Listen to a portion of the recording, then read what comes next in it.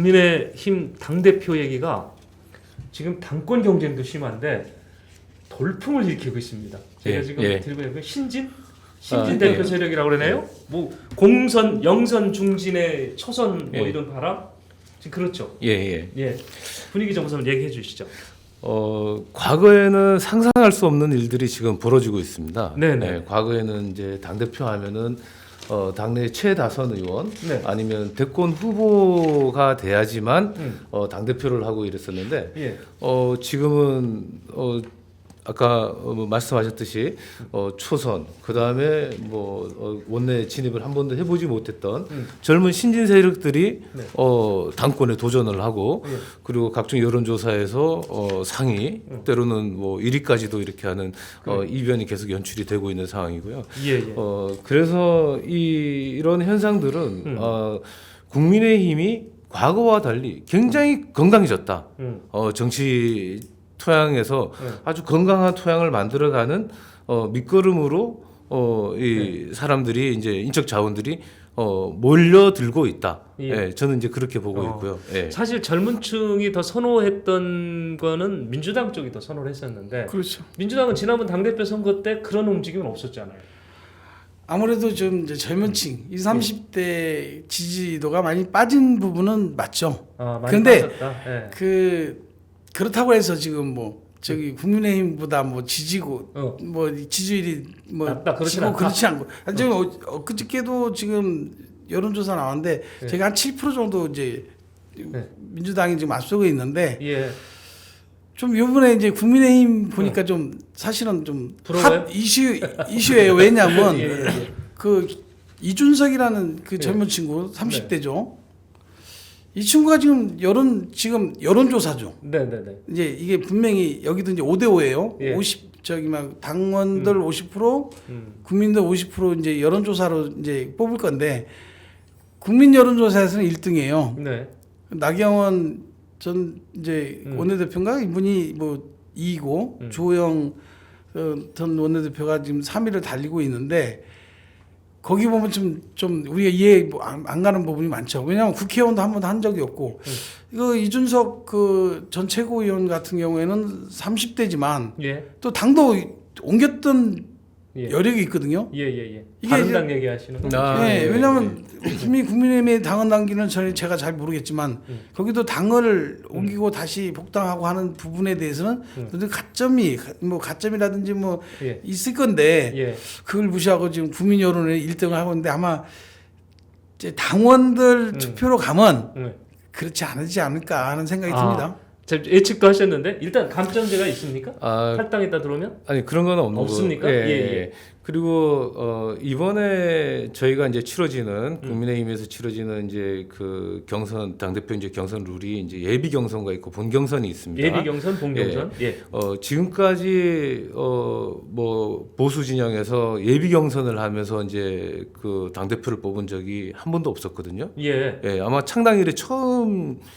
예비 경선 한 적이 없다. 처음이다. 이 얘기는 지금 뭘 얘기하냐면은 후보군이 아까 전에 말씀드렸던 후보군이 이제 다양하게 참여를 할 수 있는 문을 열어놨다라는 거고요. 그리고 아까 전에 해설위원님께서 말씀하셨던 이준석 위원이 국회의원 한 번 하지 않았던 그거는 상당히 꼰대적인 생각이죠. 과거 국민의힘을 보면은 꼰대 정당, 보수 꼴통이라고 얘기했는데 그런 민주당에서 그런 시각을 가지고 보고 있다라면 민주당이 이제는 보수 꼴통이 바뀐 거예요? 지금? 꼴통 진보로 바뀌었다. 이렇게 이제 볼 수도 있거든요. 이건 다양성은 존중해줘야 됩니다. 시대가 변했고 과거에 김영삼 대통령이 42세 대통령 선거에 출마를 했고요. 미국의 그 오바마 대통령이 42살에 미국 대통령이 됐습니다. 그런 건 어떻게 볼 거냐는 거죠. 단지 젊다라고 해서 그렇게 볼 게 아니라 오바마 대통령 같은 경우는 42세 대통령이 됐지만은 실제로 정치 참여는 4년밖에 안 됐거든요. 이준석 최고위원은 나름 국민의힘 최고위원을 하면서 당내 그다음에 국내 정치 각종 현안에 충분히 훈련이 된 대통령 당권 후보다. 예. 저는 이제 그렇게 보고 있고요. 근데 지금 예. 잠깐요. 예. 지금 우리 한 의원께서 이제 이런 말씀을 하셨습니다. 지금 민심 조사는 이준석의 일이라는 거잖아요. 네. 실제로 그렇습니다. 그 여론조사 PNR이 8일날 조사했을 때는 나전 원내대표가 예. 앞섰습니다. 근데 그 다음에 17일날 엠브레인 퍼블릭 등 4개사가 조사할 때는 순위가 바뀝니다. 이전 최고위원이 19%를 앞섭니다. 그 다음에 22일날 조사할 때는 거의 안착하는 모습이에요. 근데 이것은 민심이라는 거죠. 근데 당심 이거는 이제 그 선거 공학적인 부분에서도 이렇게 한번 분석을 해볼 필요성이 있거든요. 예. 국민의힘 이제 그 선거인단 구성을 보면 이제 영남이 50%예요. 네. 그다음에 이제 수도권이 35%, 충청이 10%, 그다음에 뭐 호남과 제주가 이제 한 5% 정도 돼서 한 100% 정도 이제 구성이 되는데 예비 경선의 그 흐름이 결과가 과연 어떤 영향을 미칠 것인가 하는 부분이거든요. 예. 우리가 이제 그 이번 선거 같은 경우는 예전에와 달리 이제 코로나 상황에서 모바일 투표를 진행을 합니다. 예. 개인의 생각, 즉 국민의 생각과 당원의 생각은 변하지 않을 것이다. 라는 생각을 일각에서 많이 갖고 있거든요. 네. 과거의 당대표 선거는 당협위원장들이 조직적으로 버스를 동원해서 투표장에 가서 투표를 하고 그 버스 안에서 이번에 우리는 누구를 지지해야 된다. 당대표 누구고 최고위원은 누구다라는 묵시적인 어떤 그런 게 있었지만은 지금은 그런 걸 할 수 있는 상황이 못 됩니다. 오다 못 준다는 얘기예요? 예. 네. 코로나 상황에서 누구한테 해서 그러면은 지금 발달되어 있는 SNS 상황에서 우리 당협위원장은 누구를 지지한다더라, 누구를 찍어라라고 하는 게 대외적으로 오픈이 되면 이것도 계파 갈등이 생겨버리는 거거든요. 네. 예, 줄서기가 되는 거고 예. 이번 국민의힘 대표 경선은 다음 차기 정권 교체에 제1야당의 얼굴이 누가 될 거냐, 그리고 범야권에 있는 후보군들을 단일화시킬 수 있는 후보가 누구냐 하는 부분이 중심이 되는 거지. 뭐 누구를 지지해서 어떻게 할 거다. 이런 사항은 아닐 거라고 저는 보고 있습니다. 그러니까 민심이 당심하고 같아질 수도 있다. 예. 그쪽에 묻어주시는 거죠. 예. 저기 의원님 모바일 투표 해보셨잖아. 지난번 당대표 선거 때요. 우리 더불어민주당도 모바일 투표를 했죠. 했었죠. 근데 지금 국민의힘도 예. 지금 코로나 전국 때문에 모바일 투표를 하는 거지. 예.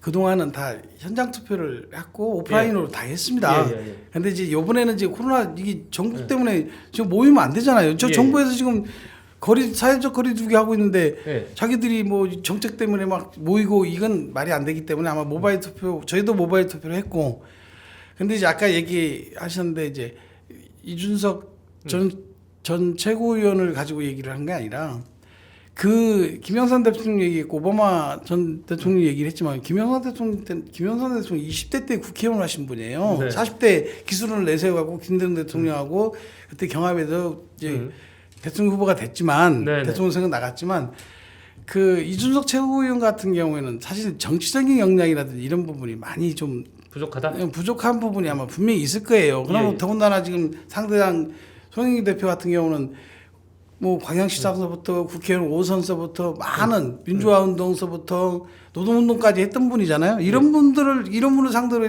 했을 때 과연 이게 될 수 있을까? 당원들은 그걸 걱정할 거다. 그런 부분도 아마 이제 작용하는데 여론 그게 국민들이 바라보는 국민의힘의 국민들이 바라보는 것은 분명히 민심은 세대 교체 아니면 그런 부분이 지금 이슈화가 되는 것 같아요. 근데 의원님 저걸 여쭙고 싶은 거예요. 모바일 투표 했는데 그때 지역위원장이죠 거기는요. 지역위원장의 의중이 당원들한테 반영이 안 됐습니까? 그거는 안 됐다라고 할 수는 없죠. 그것도 방법이 모바일 투표라도 인적 네트워크는 지금 다 공유합니다. 지역위원회에서. 그러니까 그 당심이 작용을 어느 정도 했다. 당심이 작용하기 때문에 이제 국민의힘 결과를 나중에 보겠지만 아마 그 당심이 그 지역위원장 그 의중에 따라서 당 대표가 나올 겁니다. 지금 좀 우리 그 국민의힘을 이제 우리가 엿보기를 하고 계신 우리 정치평론가께서는 민심이 이번엔 당심과 같이 갈 가능성이 굉장히 크게 점치셨고요. 지금 우선 우리 시청자들 잠깐 댓글 좀 소개하고선 이어갈게요. 김기택님, 한기나님 매주 화요일마다 수고하신다고 하셨네요. 예. 연민우님께서 김정필 평론가님 화이팅을 좀 외쳐주셨습니다. JP님께서 김정은한테 허락 받아야 가능할 것 같다고 그렇게 하셨는데 이 의미가 네, 저희도 한번 되새겨 보겠습니다. 네. 예, 김수자님, 네, 한기남 해설위원님 얘기해 주셨고요. 제임스 P님께서 나이가 어려도 당 대표 후보인데 이 친구라고 하는 거는 저희가 조심하겠습니다. 예, 조심하겠습니다. 예, 이렇게 그 시청자 의견 들어야 저희도 개선이 됩니다. 졸다가 꽝했. 우리 아이디가 너무 재밌어요. 졸다가 꽝했답니다. 그래서 민주당들은 계속 착각 속에 사는 부분이 있다고 얘기를 하셨고요. JYC님 꼴통 진보 얘기하셨네요. 네, 홍승목 의원님께서도 네, 우리 김정평론가님 반갑다는 말씀 해주셨습니다. 자, 이렇게 지금 상황을 지금 옆에서 보니까 민심과 당심은 지금 같이 가는 것 같은데 예비 선거에서는 민심이 50%가 된다고 했죠. 본선거로 가면 어떻게 됩니까? 7대 3입니다. 예, 당원이 70이고 일반 여론조사가 30이거든요. 지금 그럼 예비 선거에서 몇 명 뽑아야 되는 거예요? 5명을 5명이요. 예. 그럼 여론조사상으로 보면 일단 전체 후보자 사진 나온 거 있어요? 한번 좀 보여줘 보세요. 예, 그렇게 놓고 얘기할까? 예, 지금 8분이네요. 나온 게 여기에서 여론조사로 순위를 보면 순위에 관계없이 5위까지 자르면 김웅 의원, 김은혜 의원, 나경원 전 원내대표, 이준석 전 최고위원, 주호영 의원 이렇습니다. 맞죠? 순위상 여론조사 순위상. 예. 선거는 항상 이제 결과는 이제 그렇죠. 변수가 있으니까. 그러면 2차로 갔을 때 저분에서 이제는 당심이 70%인데 바뀔 가능성은 지금 보면은 한의원님 그러시잖아요. 모바일이었지만 지역위원장들의 의견이 어느 정도 반영이 됐다 이렇게 하셨는데. 이게 예를 들어서 합종연행이라는 어떤 그런 예를 들어서 1, 2등 1강 뭐 아니면 2강 이런 형태로 이제 구성이 돼서 뭐 3약 정도 돼서 이제 이게 합종연행 형태의 어떤 선거가 된다 그러면은 당심이 이제 좀 적용이 될 수도 있겠죠. 왜 내가 지지하던 분이 경선에서 탈락이 되니까 소위 말하는 사표가 되는 거잖아요. 그럼 이분들이 이제 어디로 갈 거냐 하는 문제에 대한 부분들은 있더라도 크게 영향을 미치지 못할 것이다. 왜? 27일 날 후보 발표를 합니다. 예, 이제 이제 본선 예비 경선 발표 예비 경선 발표가 27일 날 있고 6월 11일이면 실제로 그거를 짧은 기간에 선거의 지지 후보를 바꾸기가 쉽지 않은 시간이에요. 우리가 이제 과거에 뭐 중앙선관위에서 이제 그 선거 끝나면 항상 백서를 이제 작성을 하고 그러는데 거기 보면 후보를 선택한 시기라는 게 또 있거든요. 이미 당원들 마음속에는 본인들이 지지하고자 하는 당대표 후보가 이미 정해져 있는 거예요. 근데 그 사람을 뭐 당에서 아니면 뭐 당의 위원장들이 누굴 해라라고 해서 바뀌고 이런 건 아니거든요. 그래서 예비 경선과 본선거를 치르는 기간도 짧을 뿐더러 이 상황은 우리 정치에서 이제 가장 많이 쓰는 용어가 밴드웨건 효과라 그러잖아요. 밴드웨건 효과. 그게 이제 무슨 얘기냐면 밴드 마차가 가면은 사람들이 모여드는 거예요. 뭐 소리가 나니까. 1등하는 후보한테 사람이 모이는 게 그걸 이제 밴드웨건 효과거든요. 이 밴드웨건 효과가 형성이 됩니다. 그리고 이제 이 상황이 예를 들어서 예비 경선에서 한 7% 이상 우리 여론조사를 하면 이제 오차 범위를 얘기를 하잖아요. 뭐 플러스 마이너스 뭐 몇 프로 정도 오차 범위를 얘기를 하는데 오차 범위 밖에서 1, 2등이 결정이 나면 대세론으로 그냥 갈 수도 있다. 그래서 제가 봤을 때는 당심이 작용을 해서 본선거에서 조직 투표나 이런 것들이 쉽지 않을 수도 있다. 그렇게 이제 그럼 이럴 가능성 좀 사진 좀 다시 한번 올려줘 보실래요? 자, 5분이 선정이 됐는데 그 중에서 그 영선 중진과 초선, 그러니까 김웅 의원, 김은혜 의원, 지금 이준석 그 전 최고위원이 예비 경선 통과한 이후에 본인들이 이렇게 단일화할 수가 있습니까? 가능한가요? 할 수도 있지만은 저는 하지 않을 것이라고 봅니다. 왜 그러신 거죠? 지금 현재 이제 국민의힘의 당 대표들이 이제 그 출마를 아까도 말씀드렸지만 뭐 영선, 초선, 다선 이렇게 이제 근데 이분들이 이제 다양성을 가지고 얘기를 하는 거거든요. 예. 초선의 입장에서 당의 혁신을 얘기하고 원외에서 당의 혁신을 얘기하고 중진의 어떤 경륜과 경험으로서 당의 혁신을 얘기하는 거거든요. 네네. 이 당의 혁신을 얘기한다는 건 뭐냐면은 바로 이어지는 대선 전국이라는 거죠. 예. 대선 전국에서 아까 말씀드렸던 범야권 단일 후보를 과연 어떻게 담아낼 것이냐 하는 문제를 고민을 하기 때문에 이 본인들이 당 대표의 목표가 있다라면 합중연행을 하겠죠. 예. 내가 이제 딜을 해서 나 뭐 정책위 의장 시켜줘라 아니면은 뭐 당의 사무총장을 시켜줘라 예. 뭐 이런 식으로 이제 딜을 할 수도 있겠지만은 네. 지금 상황은 정권 교체라는 큰 대의 명제를 가지고 당 대표 선거가 진행이 되는 거기 때문에 네네. 쉽지는 않을 것이다. 저는 그렇게 보고 있습니다. 지금 흥행은 저 국민의힘이 당초 예상했던 것보다 더 잘 되고 있습니까? 아니면 그 정도 수준에 지금 흥행하고 있는 건가요? 굉장히 뭐 이건 과연- 쓰나미 같은 그래요? 변화의 이제 바람이다라고 이제 그 생각을 하는 거거든요. 예. 아까도 이제 말씀드렸지만 과거에 국민의힘에서 상상할 수 없는 일들이 이제 일어나는 거예요. 예. 아까 말씀하신 이제 보수 꼴통, 응. 뭐 최다선, 예. 뭐 대권 후보 이런 분들이 출마하는 그런 분들이 이제 자리를 잡는 당 대표 자리가 지금 뭐 40대도 안 되는 젊은 뭐 원내에 있는 당협위원장, 그다음에 초선, 정치 경험이 이제 또 많은 이제 다선 의원들이 하나로 이렇게 예. 어우러져서 이렇게 치러진다는 거는 엄청난 흥행인 거죠. 예. 근데 지금 의원님 얘기하셨잖아요. 지금 송영길 대표는 진짜 그야말로 산전수전 공준전 다 겪은 분이죠. 네, 그렇죠. 근데 그분하고 물론 그 연륜 어떤 나이에 의해서 저건 아니지만 우리 경험이 좀 부족한 분이 선출이 됐을 때 이 거대 여당과 이게 상대가 될까요? 그런 걱정하시는 분 있을 것 같아요. 그 문제는 저는 이제 그 네. 관점을 좀 달리 생각합니다. 그래요? 경험은 어떤 방향을 이제 그 얘기를 해주는 거고 그 일을 추진하는 거는 네. 젊은 사람들이에요. 우리가 이제 소위 말해서 그 시장이 직접 실무를 담당하는 건 아니잖아요. 예. 현장에서 직접 부딪히고 막 이렇게 하는 건 아니잖아요. 네. 앉아서 이제 지시하고 예. 보고받고. 근데 지금 이제 국민의힘 같은 경우는 20대, 30대가 4월 7일 재보선에서 실제로 현장에 목소리를 냈지 않습니까? 네네. 평등, 공정, 정의를 외쳤던 그 정당을 지지했지만은 예. 코로나 아니었으면 내가 그 정당을 향해서 촛불을 들고 싶다. 광화문에 뛰쳐나와서 촛불을 들고 싶겠다. 그거는 이제 현장에서 실제로 국민들과 부딪히면서 나오는 얘기들이고 예.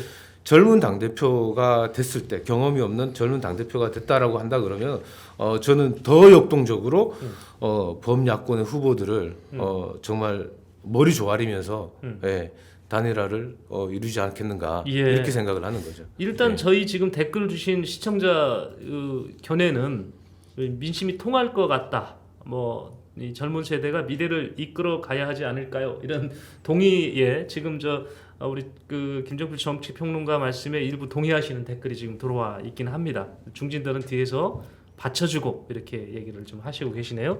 근데 이제 궁금한 거는 자 중앙은 그렇다 쳐요. 근데 이제 지역으로 이제 저희가 화제를 안 돌릴 수가 없는데 지역에서는 우리 인천만 해도 지금 그 탈당했다 오신 분도 계시고 당을 끝까지 지키신 분도 있고 그래요. 근데 이분들 입장에서 만약에 탈당했다 오셨던 분들이 당 대표가 되면 그분들한테 좀 어떻게 유불리가 나눠지지 않을까요? 이번 당대표 선거는 그런 사항들이 아니라고 이제 보는 이 첫 번째 이유가 예. 지금 정권 교체에 대한 간절한 열망이 이제 그 범야권 단일 후보에 대한 얘기도 나오는 것처럼 그 간절함이 이제 묻어나고 있는 상황이기 때문에요. 네.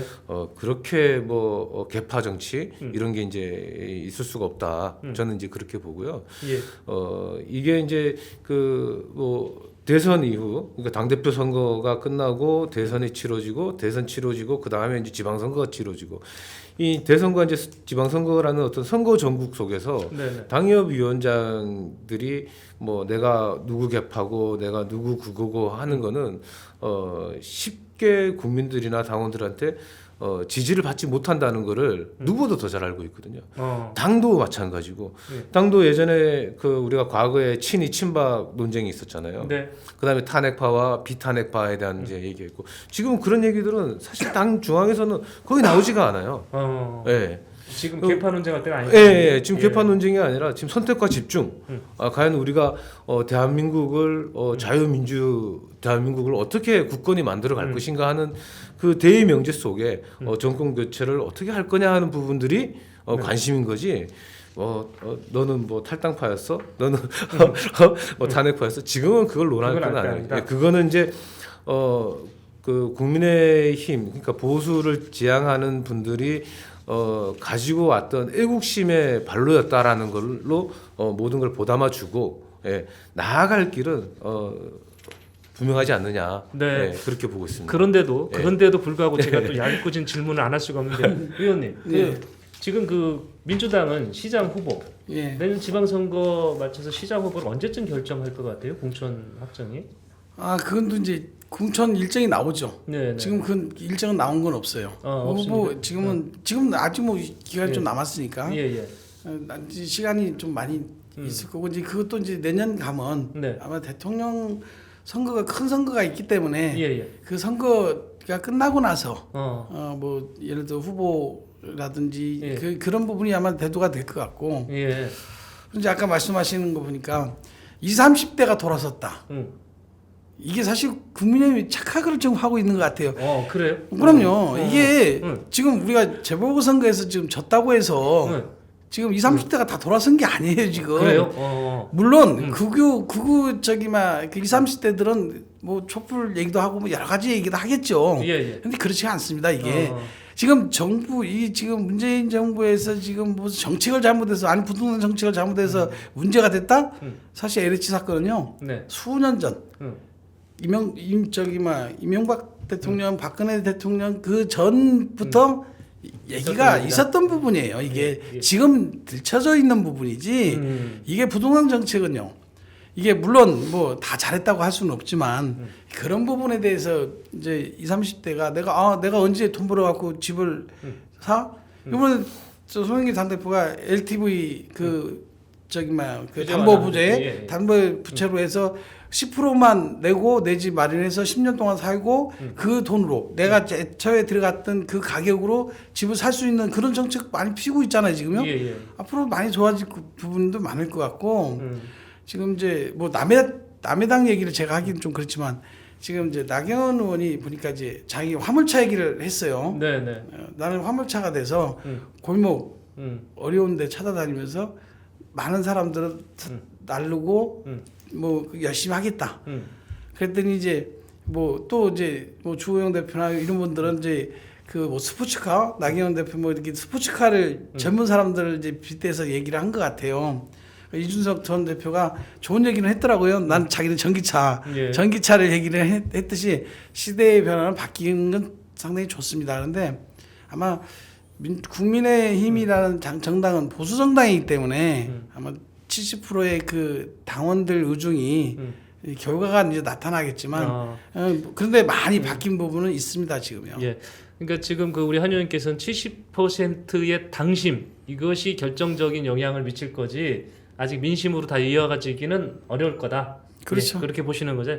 근데 지금 제가 인천 시장 얘기를 왜 드렸냐면 조금 한 의원께서 좀 말씀하셨습니다만은 내년에 대통령 선거와 지방 그 4대 선거가 너무 접해 있어요. 그러다 보니까 이거 공천을 언제 줘야 되는 거예요, 시점을? 그래서 여쭙는 겁니다. 이분의 영향을 받을 것 같아서 이 당대표 선거라는 게. 지금 이제 뭐 민주당이나 지금 현재 여당이나 야당이나 공통된 고민일 거예요. 왜냐하면 이제 대선을 치르고 그다음에 이제 대선에 이제 대선이 3월 9일이잖아요. 3월 9일 그다음에 취임식이 5월 10일 그다음에 지방선거 6월 1일 아주 짧은 기간에 이제 모든 정치 일정이 이제 끝나버리는데 대통령 선거가 끝나고 나면 국정 지지율이 한 70% 정도 나올 겁니다. 처음에 그렇죠. 그러면은 국정 지지율 70% 나오는 그걸 가지고 공천을 함부로 한다? 상당히 어려운 문제죠. 왜 그러면 이제 거기에 대해서 이제 반대적인 이제 그 정치 세력들이 이제 어떻든 간에 이제 그 상황들이 생기기 때문에 제가 보는 관점에서 5월 10일 취임식 이후에 네. 예, 저 지방선거는 이제 공천이 결정이 나지 않을까 예, 그렇게 이제 생각을 하고요. 물론 이제 우리나라 이제 선거 제도가 예비 후보 기간이라는 게 있기 때문에 예. 광역자치단체장은 120일, 기초자치단체장은 뭐 90일 예. 예비 후보 등록을 해서 예비 후보 활동을 하는 그런 거는 있을 겁니다. 네. 예, 그렇지만은 이제 본 후보로서 본선에서 선거를 치르는 거는 5월 10일 이후에 당에서 이제 공천이 결정이 돼서 진행이 되지 않을까. 예, 그렇게 그러니까 전망하고 지금 있습니다. 결국 그 얘기는 이번 당 대표 선거나 대선 과정에서 당내가 분열되는 거는 막겠다. 그렇죠. 그런 예, 생각들을 하고 계시다 이런 예, 얘기죠. 예, 그럼 의외로 지방 선거의 공천은 늦어질 수도 있다. 예. 예, 알겠습니다. 저희가 지금 꼭지가 또 남았는데 진행을 그냥 할까요? 네. 예, 우리 시청자들께서 혹시 너무 길다고 할까봐.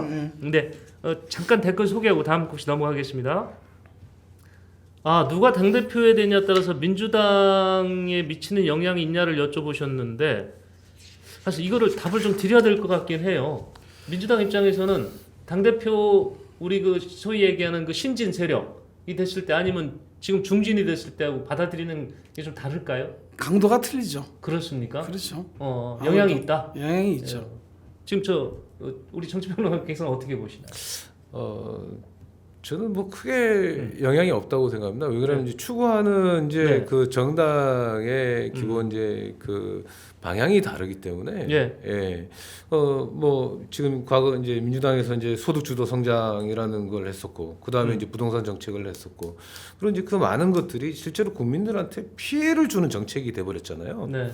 예, 그다음에 이제 그래서 이제 지금 뭐 텐트 치고 현장에서 목소리 듣겠다, 부동산 3법 개정안을 다시 만들어 보겠다, 180석의 거대 여당이 그런 걸 신중하지 못했던 국정 운영의 미숙함이라고 저는 생각을 하고 있고요. 그다음에 이제 이번에 이제 그 저희 국민의힘에서 추구하는 거는 뭐냐면 이제 자유경제 체제를 무너뜨리지 말자는 거잖아요. 예, 시장 경제라는 거는 코로나 때문이 아니라 그 이전에 이제 소득 주도 성장에서 52시간 그 근무 시간 제한 그걸로 제일 먼저 그걸 했을 때 좋아할 거라고 생각했는데 실제로 그 52시간 이상의 초과 근무를 하는 사람들은 학원비부터 줄여야 돼요. 예. 왜 수당을 받지를 못하니까 학원비 줄여야지, 외식비 줄여야지.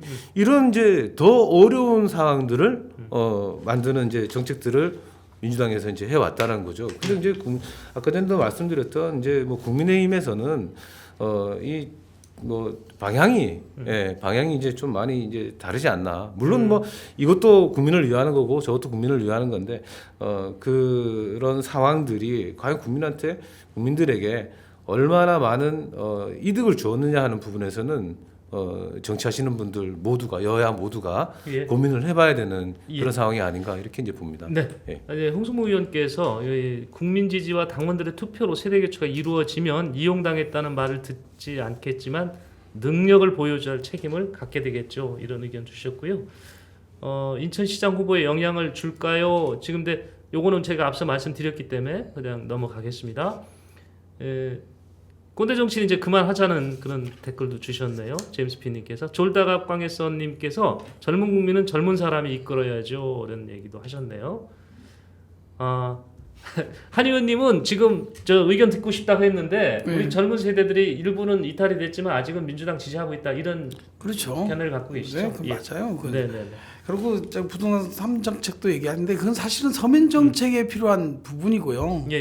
그리고 소득 성장에 대한 저희 더불어민주당은 상당히 확고한 부분이 있습니다.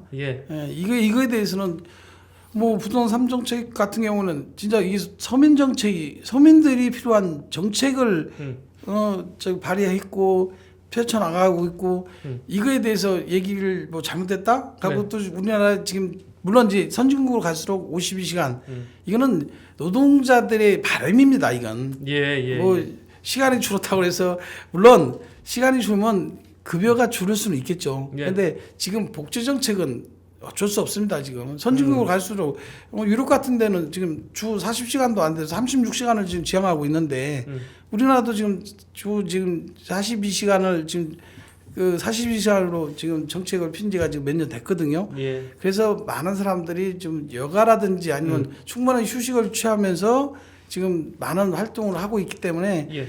주 52시간은 이거는 사실 지금 빨리 정책이 지금 없어져야 될 정책입니다. 이거는. 그러니까 지금 제가 보니까 민주당과 국민의힘이 지금 완전 대립하시는 것 같아서 아니, 저는 보기 좋습니다. 그냥 보기 좋은데. 52시간이라는 얘기를 하셨길래 52시간을 지금 이게 잘못됐다라고 얘기를 해서 물론 기업하는 사람들은 저도 기업을 하고 있기 때문에 52시간 지금 제재를 많이 받고 있습니다. 지금. 네. 그거에 대해서는 불만인 수준이 있지만 그 근로자들의 그 복지 향상을 위해서는 필요로 한 부분이다. 조은님이 보내주신 거를 제가 조금 요즘 말인지 단어인지 좀 이해를 못해서 조은님께서 새로운 정치가 아니고 새로운 꽁치를 간절히 원합니다. 근데 꽁치가 꽁치구이 좋아한 그랬거든요. 요걸 제가 잘 이해를 못해서 요거 좀 추가로 주시면 소개를 하겠습니다.